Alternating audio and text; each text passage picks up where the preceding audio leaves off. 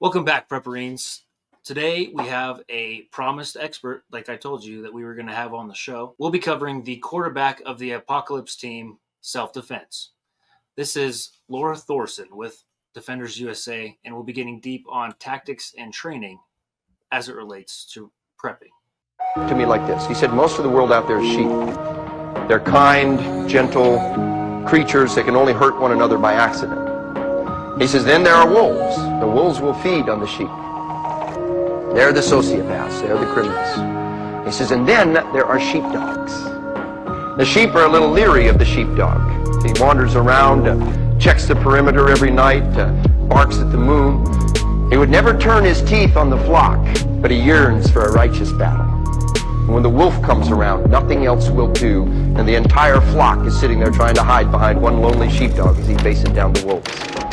We're talking about a creature who is capable of confronting and dealing with combat and sustaining themselves across the long haul.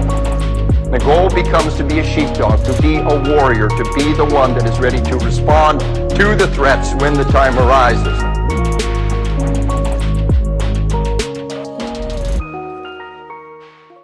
Hey, Laura, how's it going? Hey, good to be here. Thanks for having me. I'm glad you joined us. So let's start out, and I guess let's let the audience know a little bit about you and who you are, your story, how you found firearms training, or how it found you. Yeah. Well, my name's Lora Thorson, and I'm an instructor, a firearms instructor with Defenders USA. And my story in the firearms world began in 2016. Prior to that, I was just kind of living my life like most humans do and going about doing things and my job, and I was just doing what I was supposed to be doing. But I had an encounter happen to me that I didn't see coming because I didn't really ever think anything bad could ever happen to me. And it was a close call, but it turned out to be a catalyst in my life that led me to firearms training because it woke me up in a really big, bad way. And once I started training, I couldn't stop training. I just kept going. And I learned everything I possibly could learn. And after a few years, I was invited on as an instructor with an organization I was with at the time. And so I was like, totally didn't plan on that, but it was just a good fit for me because I kind of naturally have a tendency to want to share with other people whenever I learn new things. And I became quite proficient with a firearm. So I felt pretty confident doing so. And then a couple years ago, I was recruited on with Defenders USA as one of their instructors. Do you feel like you kind of had like the knack for, I guess, being a shooter in general? Probably. I think I struggled just like anybody when I first walked in the door, especially as a woman. I was pretty hesitant. I was actually a little bit fearful of handguns in particular, not guns in general, because I had some experience with rifles and shotguns, but handguns were a little bit scary to me when I first came through the door. And then, you know, it's a predominantly male world usually in firearms training, and so I wasn't necessarily intimidated by that, but I know a lot of women are, and so that's part of the reason why I became an instructor as well, to kind of give a hand up to women that might be a little bit hesitant to come on board, and help answer questions that they might specifically have regarding firearms. No, I feel like it's not everyone's calling, and like for me, like I tried really hard to get into like firearms and just sucked horribly at it, and still to this day, like I'm like barely okay. Like I'm just nearly not bad, you know. Um, so I mean, I think it definitely takes a lot of effort, and you're gonna suck horribly. I mean, everyone sucks at anything new, but it seems like Yeah. for some rather than others, that snowball effect starts sooner. And I think you can probably attest, like getting trained sooner rather than sending rounds down range and wondering why they're not hitting your target is a huge time saver and money saver too, Yeah, right? who you train with matters, it really does. I mean, if you can get in the hands of someone who's really, a great teacher in what they do and, not only is there's a lot of people that are great shooters that can't teach worth a darn. So I think it's important that you get in the hands of somebody who really knows what they're talking about, but then also can teach it well. Yeah. What would you say, like, if you're trying to get into, let's say, like, we have our prepper community, there's for me, I feel like it's a wagon wheel, and each section of pie is another sector that, whether it's, gardening, food storage, water purification, self defense, communications. I mean, everyone has like their own version of it, but you have this wagon wheel that you're trying to equally have all your levels leveled up equally, so that when the wagon's Mhm. rolling, you don't have a flat spot in your wheel. And I feel like when you first Mhm. get into prepping, you're kind of like, okay, well, yeah, I can go buy some Mylar bags and I can stock up on some extra food. But like getting self defense um, tactics and training is, you know, there's a lot of times where I feel like people are like, oh, yeah, I'm going to do that. And it's like you're nervous because you've never done it before. And there seems to be like an illusion that in the firearms training world that like everyone's a bunch of hot shots, and like, oh, I'm gonna look stupid, and it is kind of intimidating, I would say, from my own perspective. But my question is for someone who's new, just gotten into prepping in the last couple of years and wants to start focusing on self defense, or someone who's just like not Mhm. really comfortable with guns. How do you start? What is the best way to start? Like, how do you pick out the right trainer, and what is the best method to Mm. go about it? I would definitely not just pick the person closest to you in proximity.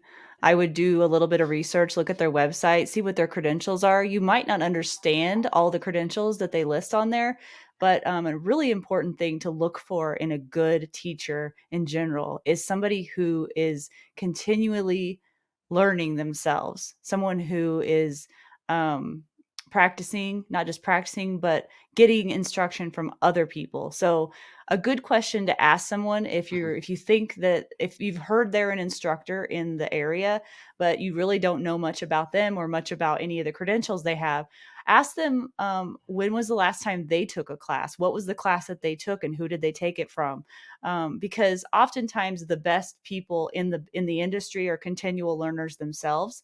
And if they're investing their time and money to continually learn, then that's a good sign that they're not 20 years behind the times, for one, and that they actually care about improving not only themselves. If they care about that, then they also probably care about better about teaching you as well. So you don't have to know all the acronyms. You don't have to know all the credentials and the cool stuff behind their name. A lot of the times that's just fluff anyway. But if the last time they took any kind of training was, a decade ago and they're still stuck a decade ago, then you might want to consider somebody who's more up to date in their training. All right. So my next question is there any non-obvious benefits of firearm knowledge that would transfer over and be a benefit to people in the prepping world as it relates to, security and anything else you could think? Yeah, absolutely. I mean, one of the biggest advantages to learning firearms training that you probably wouldn't really know unless you've done it is stress inoculation is a huge, huge factor in any kind of self-preservation. So the more that you train under stress and the more you know yourself and know what you're capable of or where your weaknesses are as it pertains to that, the better off you are in any kind of a survival situation, I think. Another thing too is like, I told you that when I went into my first class, I lacked a lot of confidence. I was hesitant. I was fearful. I overcame all of that. My confidence increased over time. Not only did I learn how to skillfully use a firearm, how to safely handle the firearm, store the firearm, clean it, all the other things that go along with it. I built confidence in myself over time that, I mean, honestly, is applied and filled into all other areas of my life. I mean, I know confidence you wouldn't think would be a very big deal in a survival situation, but you need to have the confidence to be able to trust your gut instincts. If you think something's becoming unsafe, and you need to be able to prepare and move and do whatever needs to be done in order to make good decisions. Decision making is a huge, huge thing. I don't think people think a lot about. But if Yeah, you've got a absolutely. firearm in your hand, then you've got to make some really big decisions. So I feel like that's a good segue into a segment, a video that is was okay. Okay, I feel like that's a great segue into the next video that I want to show you guys. And it is basically a highlight reel of a class that Laura put on in Montana. I believe it's called, is it called Fighting Handgun? Is that what it is, Laura? Can you kind of tell us what that class is all about? Fighting handgun concepts. Yeah, sorry, there's a lag time. So it's Fighting Handgun Concepts, and the class was put on by Adam Winch at Defenders USA. I was a student in that class. It's not a beginner's class. The context behind what he does is to help people who are a little bit more advanced shooters learn how to think and move while they're making decisions on the ground, getting their heart rate up, getting some of that stress inoculation going, and having to at times work as a group and at times work individually. There's just a lot of cognitive load going on, and it's really, really good training. So for anybody that's interested in that, I would recommend not starting there, because actually there's a prerequisite to the class. You wouldn't be able to get in, but start off at the lower levels and you can work your way up to that Fighting Handgun Concepts class. And the context behind why he does that is really important. It's not just cool guy, cool gun, stuff to do on the range just to make yourself sweaty and feel good about life. It's actually trying to teach you how to think and make good decisions while you're under stress. Mm-hmm. Yeah, 10-4. Yeah, it's not, you don't just start out getting to be John Wick on your first day. Anyways, guys, here is the video of her highlight reel.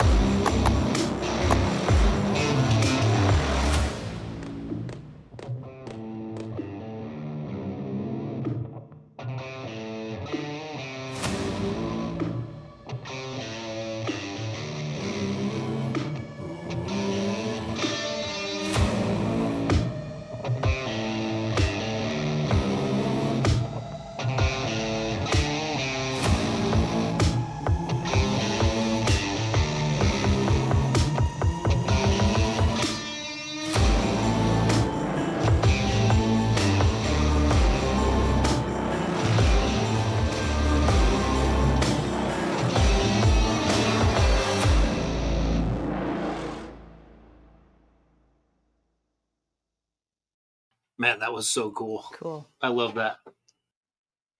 It was. Yeah, and I was gonna tell you too, we did a whole episode on Defenders Live just about fighting handgun concepts. So that reel is within that episode, but there we talked to other guys that have actually taken that class. One guy is like a world champion UFC fighter. Another dude is like huge into martial arts and he took this class. We interviewed both of them talking about their experience in the class, but then also Adam Winch was on to give context on why we did some of those drills. So anyway, if people are interested in that, that is on Defenders Live. They can look it up on Rumble or YouTube and look, just search for like fighting handgun concepts and it'll pop up. Yeah, I can actually, perfect time for a plug. I think you guys should know I've actually taken the basic handgun fundamentals course for Defenders USA, and I can attest that it is awesome. I came in when I first was like going through the list. If you go to, is it defenders-usa.com? Is that the website, Laura? Yeah. Yeah. Okay. So, um, if you go through their list of classes that they offer, they're going to have like a handgun fundamentals, and I think right after that is like a high speed and accuracy course, and everything works in building blocks. And I've been shooting for a long time now, not very well, obviously, but I was like kind of like handgun fundamentals. I don't need to take a class like that. I guarantee you, if you go and take any handgun fundamentals class, you're probably going to learn something. But specifically with Defenders USA, I learned stuff that I've never even heard on the YouTube universities before. It completely changed. Actually, it was like a life changing class for me. It completely changed the way that I approach my firearm in general, which is like kind of philosophically deep, I suppose. But I learned so much there. They teach you basically how to be your own instructor to yourself. So after you leave that class, you can actually critique yourself the next time you go to the range. And when you have, a shot that misses the paper or misses your target for whatever you're shooting for, you know exactly why from everything they teach you in the class. And that is, I mean, that's something that will stick with you forever if this is something you're trying to incorporate into your um, prepper plan, or if in general just something you're trying to incorporate within something that you're going to take with you to the future. So I can attest, Defenders USA is top notch. Their handgun fundamentals course is amazing. I even actually want to take it a second time because I don't really think I'm ready for the high speed and accuracy quite yet. Um, I guess the next question I have, if let's say that you're moderately trained, or let's just say you've taken a basic training, like for me, I've taken a basic handgun fundamentals course through you guys. Although I struggle being able to get time to make it to the range. Also, this inflation totally sucks for everybody involved, and if you compound, finding the time to get to the range, however far it is away, it costs money with gas. You're away from your family, and it's something that you want to stay up on because it's a necessity, especially for us people in the prepper community. I think we take it uber seriously. Is there a secondary option or an auxiliary option that you can think of for maximizing training without actually having to make it to the range? Like anything that you could maybe do from home, or do you have any advice for that? Oh, absolutely. I mean, once you take a handgun fundamentals class with Defenders USA, if you decide to, you are going to learn how to diagnose yourself and diagnose your shots and learn what the proper grip should be and know what your sight alignment should be. And you already have all those foundational skills. So there's no reason why you can't take those skills and why you shouldn't take those skills to a dry fire session, 3 times a week, 15 minutes a pop. And just pay attention to and practice that grip and that sight picture. And the thing about dry fire is you have to be insanely honest with yourself. So when you see that sight picture and that shot breaks, you have to know exactly what that front sight post or that dot did, and you have to correct accordingly if need be. We really recommend the Mantis X. The Mantis X is a great system. It's a dry fire system that you can use at home. And for me, I have just a little like slider plate. I can put on my magazine, an empty magazine, double, triple check your gun is empty. Leave your ammunition in a entirely separate room. Your ammunition and your gun should not be in the same room together when you're dry firing. Also, you should make sure that you have a safe backstop to do so. You should make sure that you know behind what is behind whatever it is that you're pointing your gun at. So keep those things in mind when you're going through your dry fire practice. That's of the utmost importance. Negligence is a real thing. I don't care how long you've been handling guns. So keep those things in mind. But dry fire is no different than live fire, other than there's no recoil. So you can manage your sight picture, your trigger press, your grip, and that Mantis X will diagnose you as well, and you'll know exactly where you're hitting, and you can do that 3 times a week, and you'll be shocked at how well you'll be able to maintain your skills. Then when you go to the range and you're spending money on ammunition, what you're in essence doing is you're just confirming what you've been doing at home. You're just making sure that what you've been doing at home is effective, dry, and you're confirming it with live fire.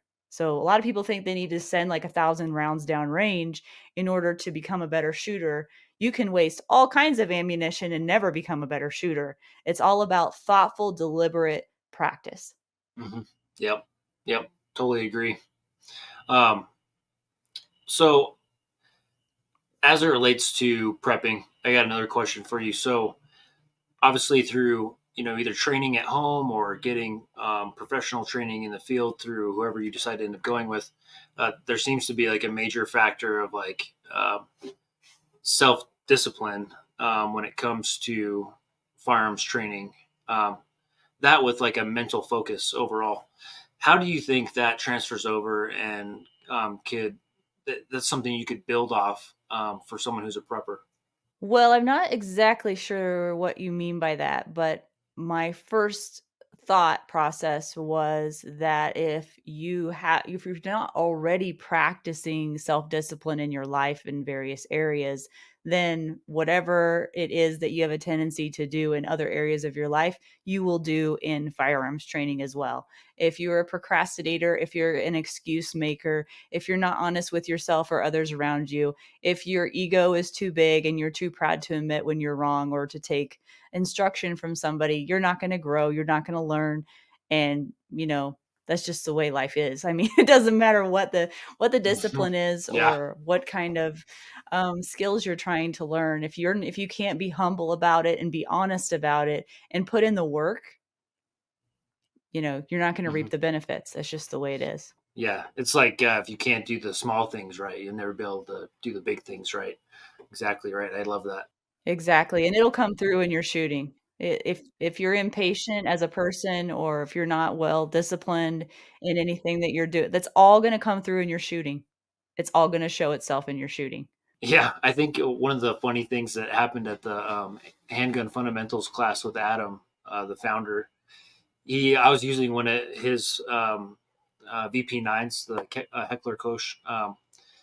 I didn't have any red dots on mine, and I was like, "Oh, that's super cool." He's like, "Yeah, try a red dot," which was actually really cool that he let me do that. And so, because it's someone else's gun, and that's what I'm blaming this on, which is probably not the actual truth, but because it's someone else's gun, I was like, and I don't know, I've never really shot with a red dot on a pistol before. I was like, I mean, I guess girly handling the slide like to rack it.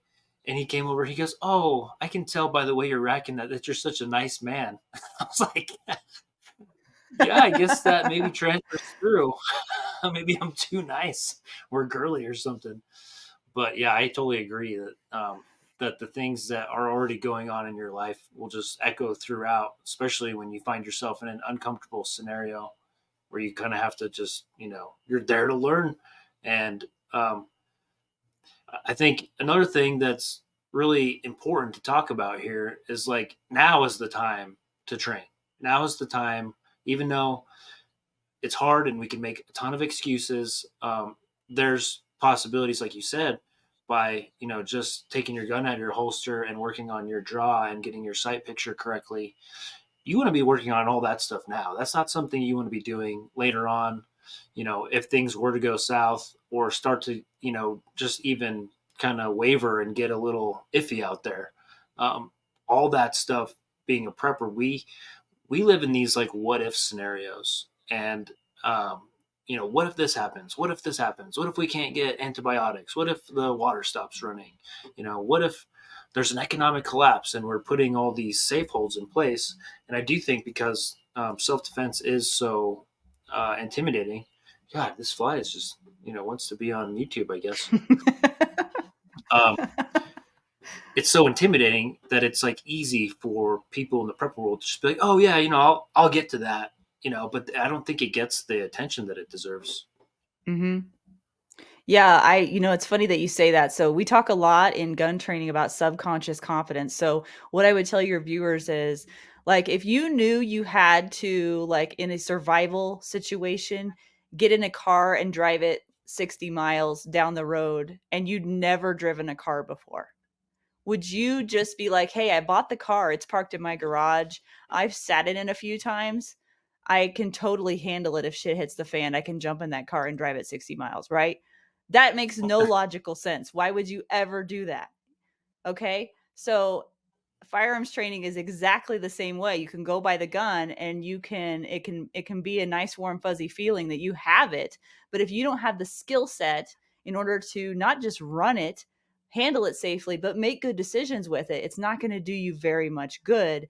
And it's much in the same way where learning to drive a car in the beginning is kind of like it's a very heavy cognitive load because you have to think about every little step of driving that car because you're not used to it, right? You may intellectually know how to drive the car, but you haven't driven it enough to subconsciously be able to drive it like you probably do now, where you can be thinking about something else while you're just driving it. You don't tell yourself to push on the gas pedal or when to put the brake on, to make a turn or whatever the case may be. You just automatically know how to do it without really giving much thought process to it. In the same way, you want to be able to run your gun and handle your gun in such an efficient manner that if you ever were in a situation where you had to make some decisions and you were under stressful conditions, that subconscious competence is going to be there.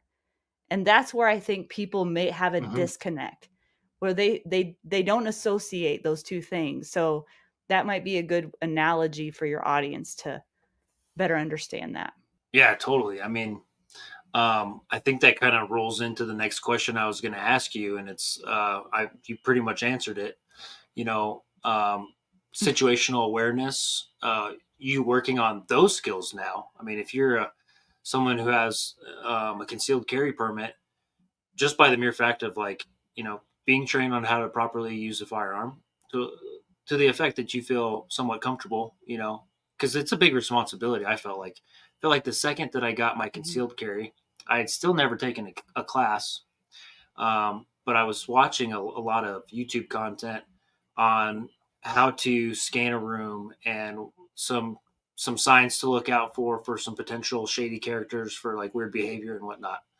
Um, that situational awareness practice that you do now, and you don't have to have a firearm on to do it, obviously, but getting those reps in now and training your mind allows the mind to focus and taking in all kinds of other tidbits of information that would have otherwise probably, you have your horse blinders on in a crisis scenario. And so that was going to be my question, like, how does situational awareness, that's something that's mainly taught in the firearms community, how does that transfer over to uh, a crisis scenario, right? And so you answered it almost perfectly. Like, if there's anything you want to add, then feel free. Well, I think that it's one of the most important skills that a person can learn. I think that having a firearm and learning firearms training is a very small slice of a pie in your self-defense, you know, toolbox, so to speak. The most important tool in that toolbox isn't the weapon that you're using. It's not the fist or the jujitsu that the skill set that you have, although that's important. The most important thing about self defense is being smart and being a thinker under stress. So if you can learn to do that and you can learn to spot a potential threat and or avoid it before it becomes an escalated situation, and or learn your, we call it verbal jujitsu, but learning how to de-escalate or be able to remove yourself from something, so that you don't get involved in a situation, that's your best case scenario. Your gun and the use of any weapon to defend yourself is your last resort. Your first resort is to use your brain and your awareness of your surroundings to be able to sense something might be a problem, if it is a problem and you can't avoid it or escape it, be able to manage it in a way that you might be able to de-escalate it and not have to defend yourself. I mean, and by all means, if you have to, you have to, but that should be your last resort. So I really think that all of the stuff, we call it left a bang, all the stuff left a bang is a lot of times what people don't really realize can help save their life. And sometimes you have no choice. Sometimes you're ambushed, right?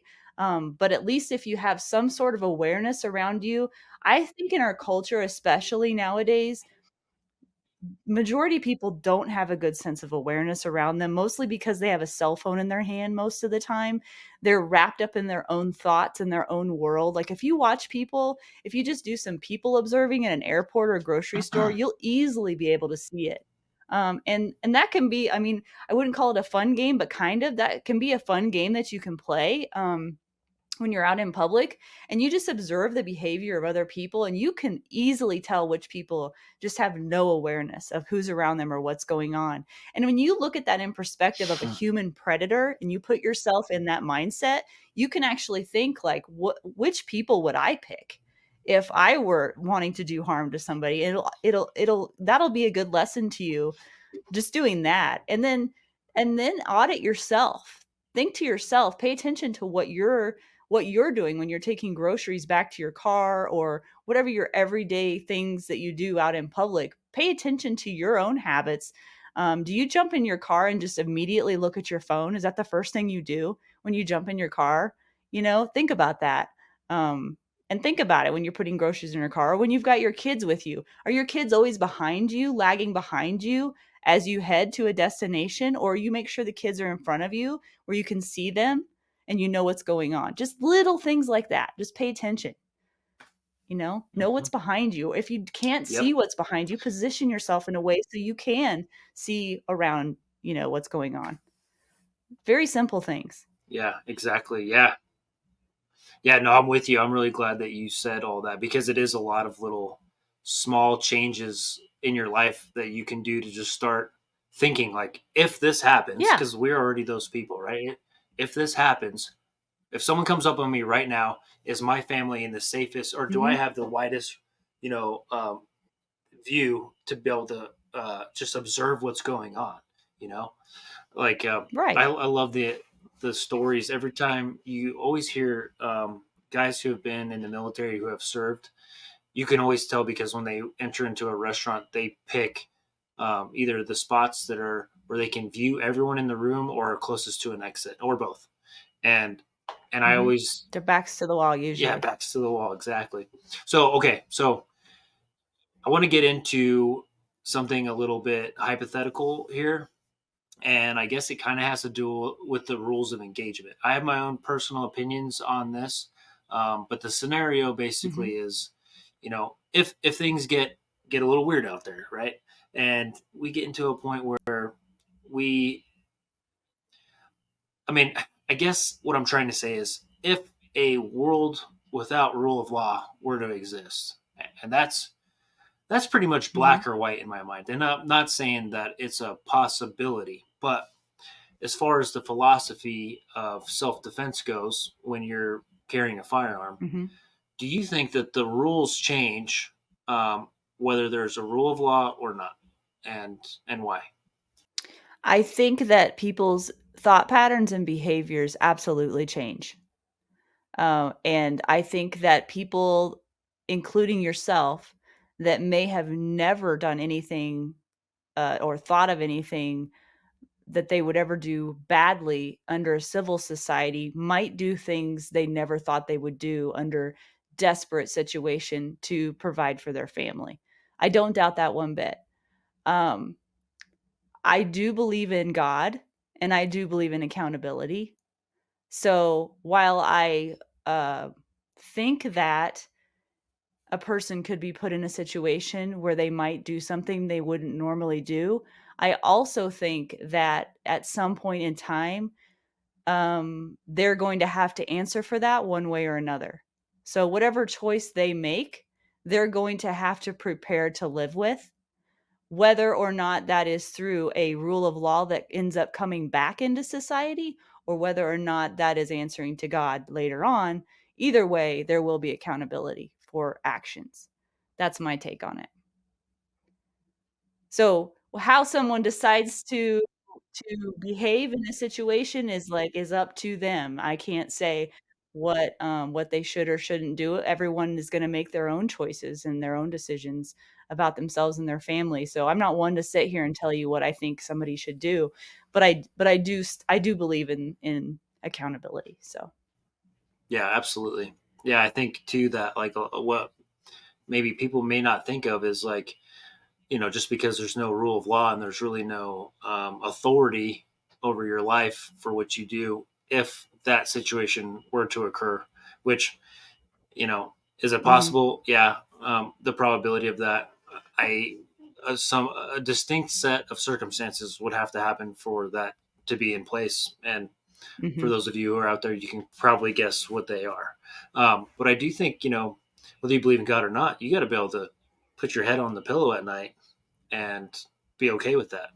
mhm, Um, my mhm, my philosophy is that if someone's coming at you with lethal force, you meet them with lethal force, and I think that's mhm, where we're equal across the board. I mean, if this is the dividing line that we're crossing, where it's like, okay, we're no longer in a rule of law um, scenario anymore. Lethal force is met with lethal yeah, force. it's not a free At pass the to same be an time, asshole, you know, yeah, you're but gonna have a lot of bad actors. Yeah, yeah.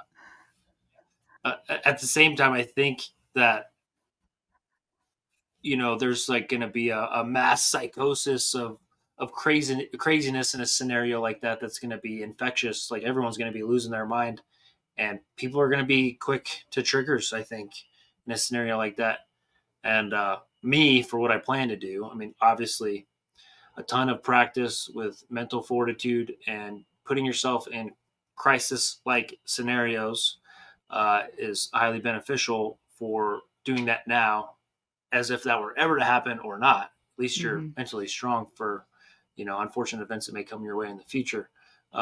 But I plan to still know that I'm going to have to meet my maker one day. I still know that I have to be able to sleep with it at night, and at the same time, I'm gonna do the best I can for society's uh, crazy things that are happening to them, you know, with fear and stuff.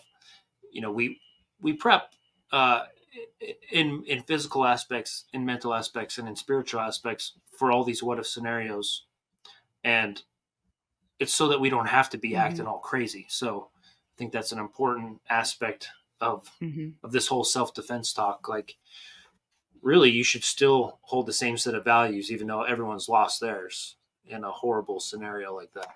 Yeah, it's no excuse. Yeah. Mhm.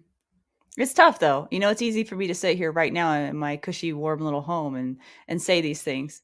So, who knows? Oh, sure. Yeah, for sure. Yeah, I'm with you on that. Mm. I have another question for you here.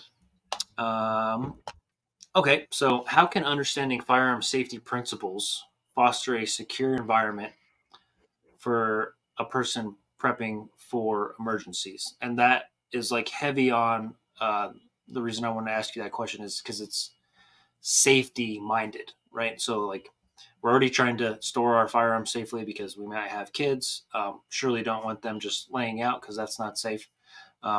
But as far as how it relates to prepping for emergencies, can you speak to that a little bit for safety and firearms? Yeah, I think that the safest place your firearm can be, and obviously, in my opinion, a common sense opinion, the safest and most accessible place is where your gun should be, and for me, that is on me. It is not in the glove compartment of my car. It's not in a backpack somewhere that I have to unzip and get the gun out before the bear eats me.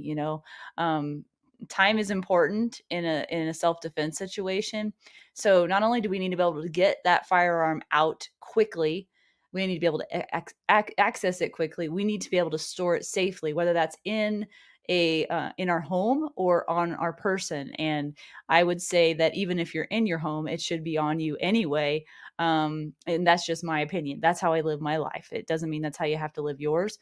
But the safest place for a gun is in a holster that is made specifically for that gun, not a universal holster made out of some kind of polyester, weird, soft material, not in a belly band that you can get. Anything that you can get to the trigger to make the gun go bang is not a safe holster. It has to cover the trigger guard. And so the safest holster you can get for a gun is called Kydex, Kydex. It's an injected plastic molded holster made specifically for that gun that you have. So as far as safety goes, a safe holster is one of the best things you can do, besides learning safe gun handling skills. Finger off the trigger, not pointing the muzzle at anything you're not willing to destroy, and being very rigid about those rules. I don't care if the gun is loaded or not loaded. I'm following those rules at all times. And just putting those into, we talked about your subconscious competence, repping those skills out enough that that's just how you handle your gun all the time in a safe manner. That's really, really important, because negligent discharges are all too common, especially in American households these days. And I've heard lots of first responders talking about people cleaning their guns or dry firing or handling them in the safety of their own homes and accidentally doing something they didn't intend to. And it's just very tragic. So that's super important. I don't know if that's exactly what you were going after as far as an answer is concerned. No, Is that there any was way I it. could flesh that out No, better for you? you nailed it. Okay. No, you nailed it actually, and that kind of brings me into my next question, and it's let's talk about it in general, and then let's talk about it in a hypothetical shit hits the fan scenario. Um, open carry, open carry. Your thoughts on it right Mm. now, as far as OPSEC, and then in a Okay. hypothetical It's a scenario, controversial topic. it is a controversial topic, and I don't really even know Yeah. what my thoughts are on it. I mean, to be honest, Oh, I'll just say okay. my thoughts on it now are I think it's kind of dumb. I think it's kind of dumb to do because you're giving away information for free that you otherwise would have, up your sleeve. And I feel like I don't think it's a smart thing to do, because if it's for access, you should be proficiently trained where you can get to it in an appendix carry or in a concealed carry, whether it's on your hip or wherever it's at, just as fast as it would be open. So you're just broadcasting. Like, to me, it's like, oh, if I'm a bad guy, that's Mm-hmm. the first guy that's going to go down. But if Mm-hmm. you're in a shit hits the fan scenario, like, does that change at all? For me, I say absolutely not. It's even more important to not be giving away information for free. So I think that so right now we're not talking about shit hitting the fan. We're just talking about the way things are right now. I don't think that Yeah. just because you can do something means you should do something. So everybody's like, well, it's totally legal to open carry in Montana. I don't understand what the big deal is. Well, just because you can do something doesn't mean you Yeah. should do something. Okay. And here's why. Here's why.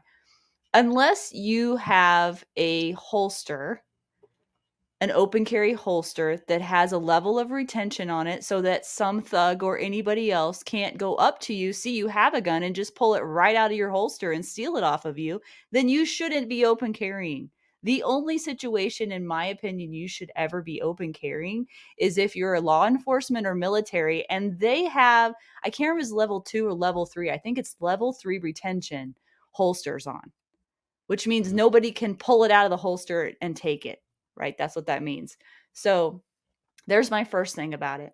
My second thing about it is that there are a lot of people in America, a lot of people even where I live, that are scared to death of guns.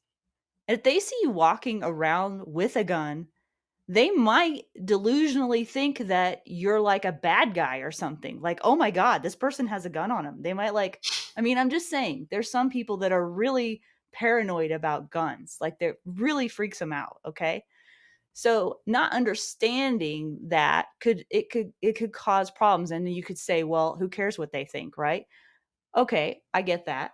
But what if you're a bad guy? Now think about this again. Remember when I talked to you about running scenarios, looking people watching in an airport or in grocery store, whatever, and pretend like you're the bad guy, who would you go after? Oh, you tell me. Who would be the first person I would put down? Who would be the first person I would put down if I was an active shooter? It would be the person, the guy or gal, Yep. who has something that might be able to hurt me back. And if they're open carrying, then they're the first ones I'm going to take out.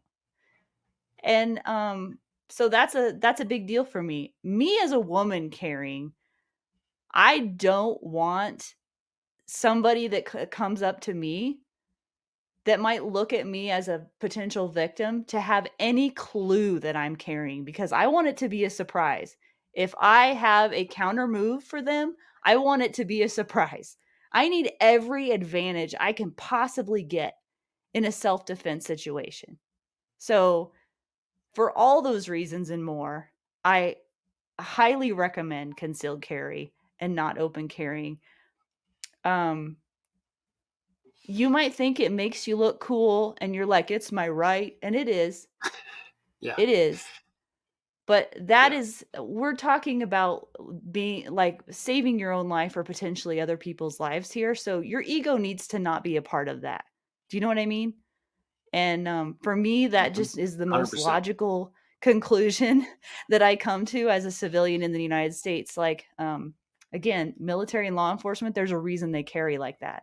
But for me as a civilian in the United States, this is just like, it's a no-brainer for me. It really is. So I know some people disagree with me on that, and that's totally cool. It is America. You're free to do what you want, but I don't want to be an easy target. I want to be very unsuspecting.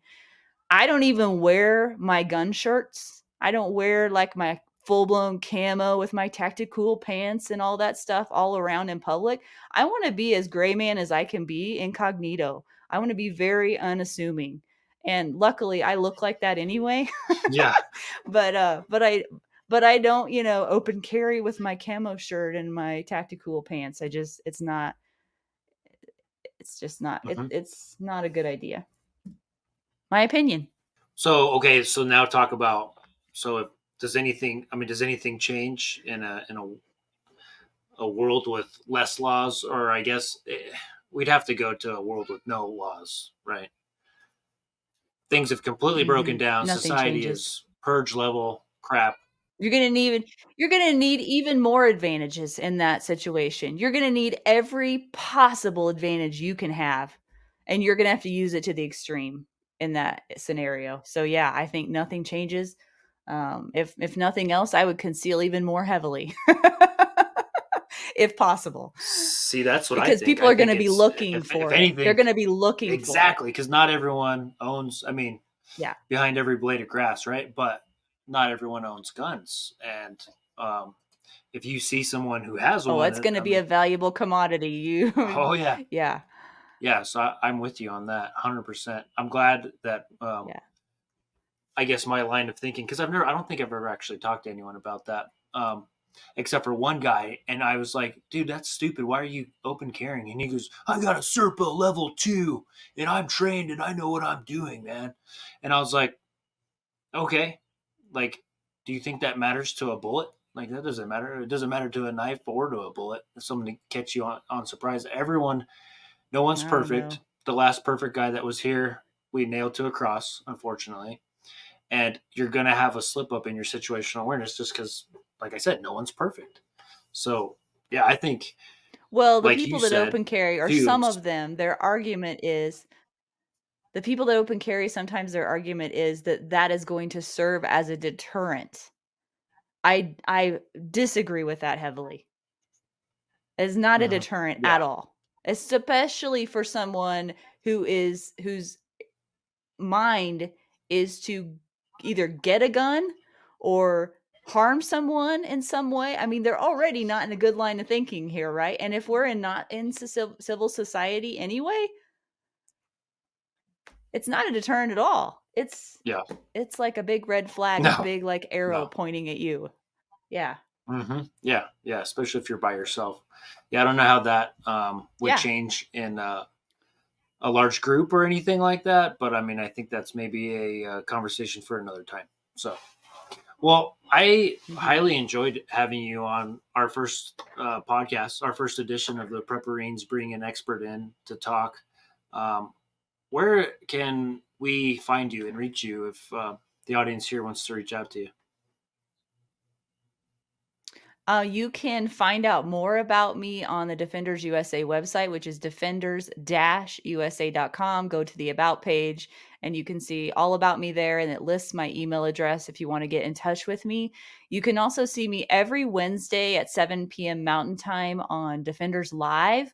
And Defenders Live is my podcast, and we talk about all things self-defense on that podcast. So you're welcome to join me there. I also have a Defenders Live community on locals.com, and that is where I share exclusive content that's not YouTube or Facebook. I was going to say worthy, but they would kick me off of YouTube or Facebook if I shared that content there. And you actually have been on one of those episodes. We call it Defenders Uncensored.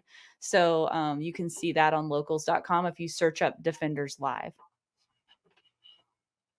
Yeah, that's awesome. I will be sure to link all that in the description below for you guys so that you can go check out Defenders USA. Like I said, I have taken one of their courses. I'm definitely going to be probably a lifetime alumni of them. I highly stand behind, having training in whatever you are trying to become proficient at.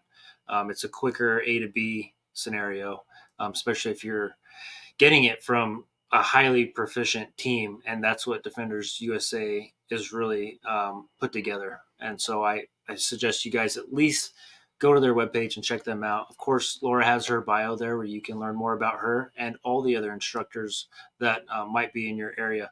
Also, be sure to check out their calendar. They do have a traveling instructor, which is more likely, I think it's going to be Adam Winch, who goes and will travel around the USA and might be holding a class in your area. Anyways, guys, I thank you for Mhm. stopping by. This is Prepperines, and we will see you on the next episode. We'll be covering spiritual warfare. We're going to bring in the penny pinching prepper, and we're going to sit down with him and talk to him about how the camaraderie amongst men is something that's kind of wavering these days, and we're becoming separate with God. And it's an important conversation that I really want to have. He has a lot of good things to tell you guys. So, Laura, thank you so much for being here, and I hope to have you on the show again one day. Thanks for having me.